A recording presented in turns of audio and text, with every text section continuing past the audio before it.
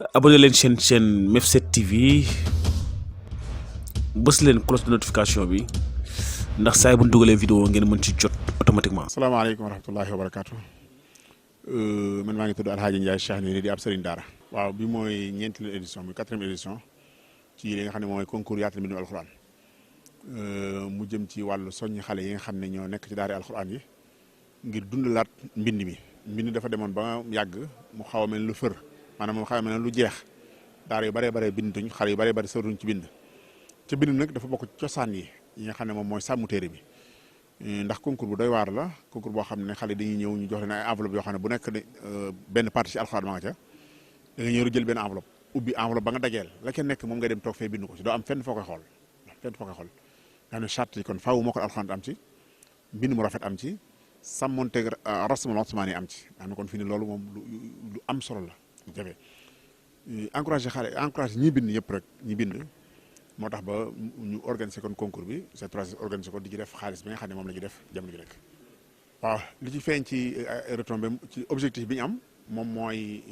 encourager leen maanaam tax ñu jublu mbind mi ci loolu alhamdulilah am na. bari na ñoo xam ne sàggane woon nañ bind mënoon nañ ko dellu si waat nañ ci bari na ñoo xam ne daawuñ ko def ñu ngi koy def bari na daara yoo xam ne boolewuñ ko woon seen programme ñu ngi koy boole seen programme. am na sax